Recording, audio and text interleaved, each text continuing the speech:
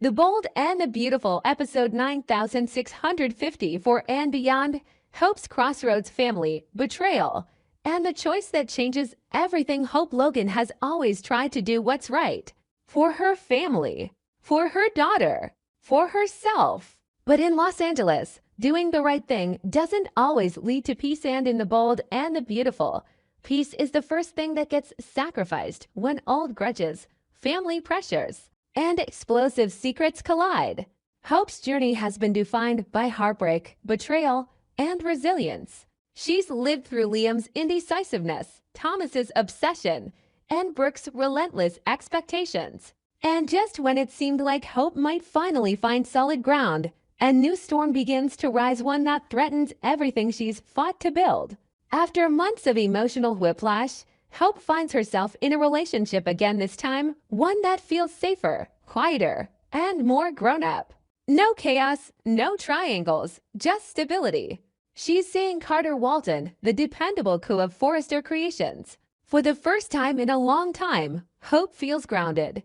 Carter listens. He respects her boundaries. He makes no impossible promises. And when they're together, she doesn't feel like she's fighting for love, it simply exists. But that peace comes with a price, because her family doesn't approve. Brooke Logan is the first to push back. She's polite about it, supportive in tone, but underneath, it's all judgment. Brooke doesn't trust Carter. She respects him professionally, but as a partner for her daughter, not a chance. He's too close to the Forresters, she says. You don't need another man whose loyalty will never fully belong to you. But the real reason goes deeper. Brooke knows Carter's history, his entanglement with Quinn, the fallout with Katie, the secrets. Brooke believes Carter is trouble, just in a better suit.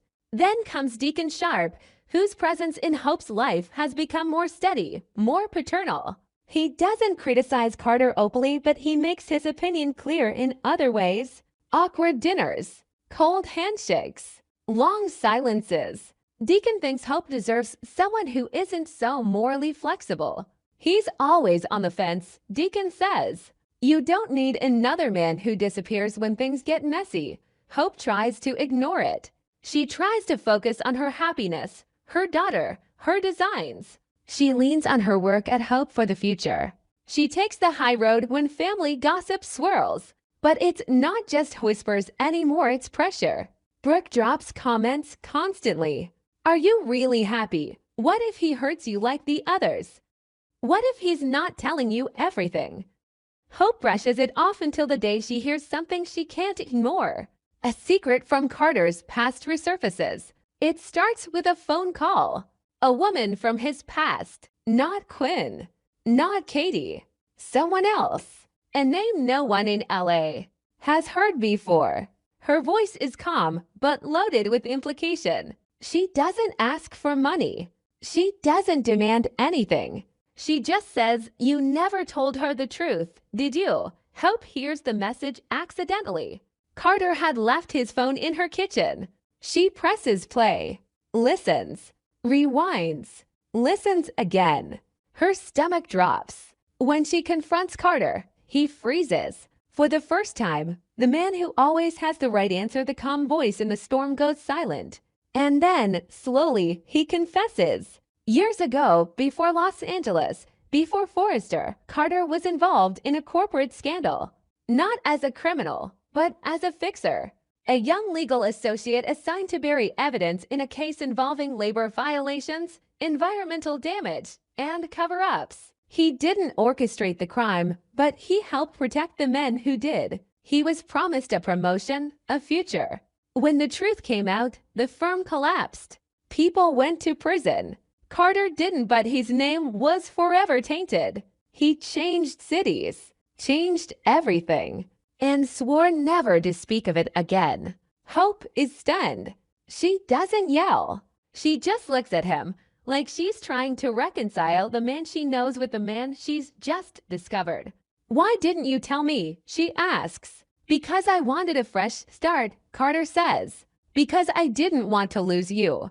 The trust they built begins to fracture. Hope pulls away emotionally, but says nothing to her family.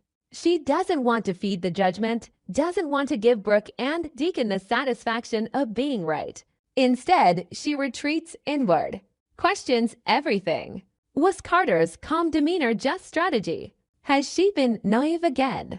And then, as if that weren't enough, Liam Spencer returns not with flowers or apologies, but with secrets of his own. Hope had written Liam off months ago. His on-again, off-again chaos, his inability to choose between her and Steffi, had exhausted her. But now he returns, not to rekindle, but to confess. He's been seeing someone. Not Steffi. Not anyone from the inner circle. A Forrester International liaison named Sabrina Leckler is sharp, stylish, and wildly intelligent woman Hope has only heard about through business updates. What Liam doesn't know is that Sabrina once confided in Ridge something shocking.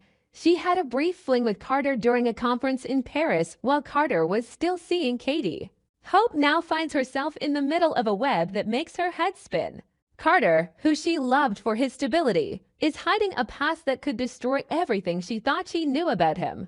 Liam, who she believed was finally gone for good, has chosen a woman connected to both of their pasts in dangerous ways. And her parents, Brooke and Deacon, continue to push, to manipulate, to advise with the force of people trying to fix what they never could fix in themselves. Hope faces a decision: continue trying to build something with a man whose foundation is cracked, or walk away before it all collapses. But walking away means giving in to the pressure. It means being alone. Again. And worse, the press catches wind of it all. Someone inside Forrester leaks the truth about Carter's past. A viral article drops. Coup of Forrester Creations once involved in corporate cover-up. The fallout is immediate. The board wants answers. Ridge demands an internal investigation. Brooke is furious not just for the company, but for her daughter. I warned you, she says. You always choose the broken ones. Hope finally snaps. She doesn't yell. She doesn't cry. She tells her mother, maybe I choose broken because perfect has never felt real to me. And with that, Hope leaves the office, leaves the studio. She drives nowhere, just away. But secrets have a way of chasing you. Days later, Sabrina Leckler arrives in LA. Not for Liam, but for Hope. She says there's more. That Carter's role in the cover-up was deeper than he admitted. That people got hurt. That he made a deal to avoid prosecution, and that she has the files to prove it. Hope is caught between two men. One, the father of her child who keeps orbiting her life with tangled emotions and new entanglements. The other, a man she trusted with her healing who may have lied to protect himself, even if it meant using her heart as a shield. She doesn't want revenge. She doesn't want pity. She wants the truth. She demands a meeting. Carter, Liam, Sabrina, all in one room. She lays it out. The lies, the timelines, the betrayals. She looks at Carter and says, you could have told me everything. You didn't. She turns to Liam. You could have let me go clean. But instead, you waited until I was vulnerable to confess your next disaster. Then she stands. I'm done cleaning up for men who don't know what it means to be honest. She walks out. Back at Forrester, Ridge watches her go with respect. Brooke is speechless. Deacon tries to follow, but Hope says, let me figure out who I am when I'm not someone's daughter, someone's girlfriend, someone's second choice. Hope Logan isn't broken. She's rebuilding. And this time, she's not waiting for a man to hand her the blueprint. The Bold and the Beautiful, episode 9648 and beyond. The fall of Elektra Forrester lies, lovers, and a new beginning. Elektra Forrester has always carried herself with a certain air, poised, radiant, ambitious. Born into the shadows of the great Forrester dynasty, she never had the name recognition of a Steffi or a Ridge, but she carved her own lane at Forrester Creations. She didn't rely on legacy, she relied on work, on vision, on keeping her heart protected. But hearts are never safe in the Bold and the Beautiful, not for long. And now, in a matter of days, Elektra's world is about to be turned inside out. The spark between Elektra and Will Spencer Jr. didn't happen quietly. Their flirtation evolved fast to young, driven souls colliding in a city addicted to desire. Will, the charismatic and sharp son of Dollar Bill, was no longer just a name in Elektra's inbox. He was a presence. He made her laugh. He challenged her. And on one unforgettable night, he made her believe there could be something real between them. But in the bold and the beautiful, every perfect night comes with a morning after, and this one brings devastation. Elektra wakes up believing in possibilities. Will had made her feel like the center of the universe, and for a moment, she allowed herself to drop her guard. But the universe she's about to step into isn't romantic, it's brutal. Because while Elektra was falling, the truth was already closing in. Whispers, stares, a hushed conversation in the Forrester break room. And then, the moment that shatters her, Luna is pregnant with Will's child. The revelation doesn't come gently. It's not confessed. It's uncovered. Elektra overhears a conversation between Luna and Katie Logan, hushed and tense, but clear enough to catch everything. Luna is afraid. She's not sure how to handle things. Will has been distant. Katie is trying to keep it quiet, at least until things calm down. But Elektra hears it all and her heart stops. Not only did Will sleep with Luna before their night together, he never told her. He knew what he had done. He knew Luna could be carrying his child. And still, he let Elektra fall. That betrayal cuts deeper than any affair. This wasn't just cheating, this was deception, manipulation, emotional ambush. Elektra is left humiliated, alone, and publicly blindsided. The confrontation is volcanic. Elektra corners Will at Forrester mid-meeting, blindsiding him in front of staff. "Did you think I wouldn't find out?" she spits, voice cracking with fury. Will fumbles. He tries to explain. He tells her it was before, that it didn't mean anything, that he didn't want to ruin what they had. But it's too late. The damage is done. "You didn't ruin it," Will, Elektra says, cold and steady. "You never let it exist in the first place." Elektra walks out. Not just of the conversation, but of the relationship, of the illusion. She deletes his number.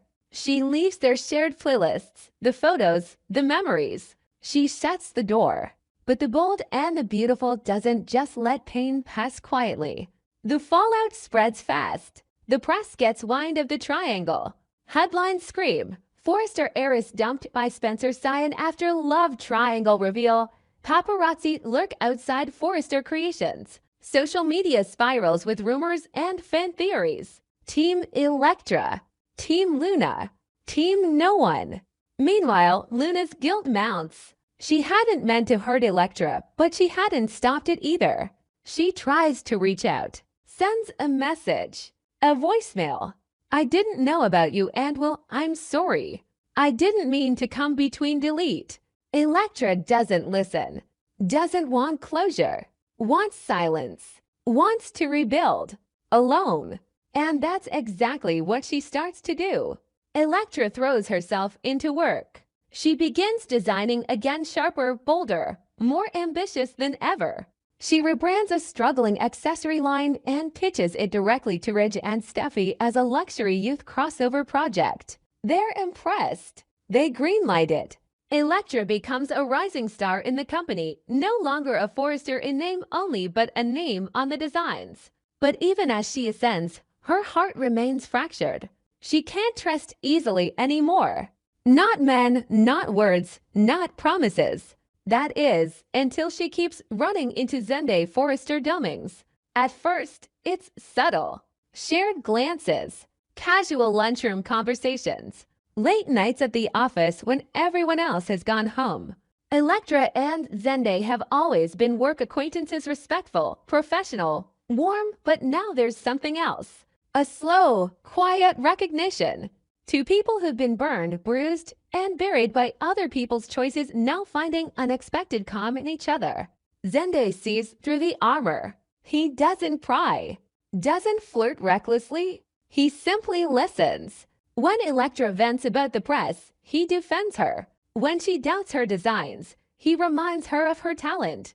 And when she accidentally breaks down in the design studio one night, thinking no one's around, Zende doesn't speak. He just hands her a tissue and sits beside her. Their connection isn't explosive, it's healing. The show begins to lean into it. Their scenes lengthen. Their chemistry simmers. And the audience notices. Team Zendektra starts trending. Viewers who once rooted for Will and Elektra now want something new, something grown, something real. But as always, B&B doesn't allow peace to last. Will sees Elektra moving on, sees Zende by her side, and suddenly the regret sets in. He tries to come back. Flowers, apologies, tearful declarations. I made a mistake, he tells her. I love you. I never stopped, but Elektra has stopped. She looks at him, calm, composed, and says, You don't love me, Will. You love what I gave you permission to be. Will is left reeling. But the drama doesn't stop with him. Zende has his own ghosts, old exes, a questionable investor tied to a Forrester scandal, a confidential past relationship with someone from Forrester International that might complicate his growing bond with Elektra.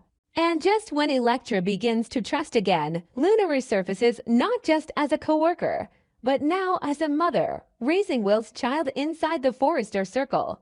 There's no escape. The pressure builds. The studio becomes a tension chamber. Elektra and Luna cross paths, often icy nods, passive remarks, moments one breath away from explosion. Rich calls a meeting. We need unity, he says. Not headlines, but unity is impossible when betrayal runs this deep. Then comes the biggest twist yet. Elektra discovers something in an old Forrester file, an original sketch of a necklace design she created years ago, under a pseudonym, before she officially joined the company. The sketch is nearly identical to a design recently sold under Zen's name. At first, she thinks it's coincidence, but when she checks the timestamp, her world cracks open. Zende used her design. Without credit. Was it intentional? Was it an honest mistake? Or was Zende using her from the start, gaining her trust, only to capitalize on her talent? Elektra doesn't confront him immediately. She watches, waits, investigates, talks to the archivist, cross-references timestamps, finds an internal email that suggests Zende had access to her private files when she was freelancing. Her stomach turns. Everything starts to feel familiar again. Another man, another lie. And just like that, the Elektra who trusted Zende starts to vanish. She pulls back. She stops answering texts, starts working alone, starts preparing her exit not just from Zende, but maybe from Forrester Creations altogether. But before she can make a move, Zende finds out. He shows up at her apartment. He doesn't deny what happened. He doesn't lie. I made a mistake, he says. Not stealing, but not saying anything when I realized it might have been yours. I panicked. I thought you'd never forgive me. I thought I'd lose you before I even had you. Elektra listens.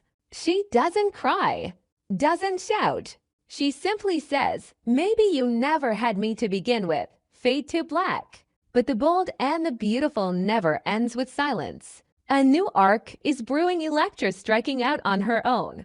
A rival fashion label, a partnership with someone unexpected, maybe even a Logan or a resurrected character from the past. She's no longer just a girl scorned.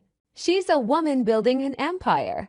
The story of Elektra Forrester isn't just one of heartbreak, it's of reinvention, of survival, of stepping out of the shadows of men and making the spotlight her own.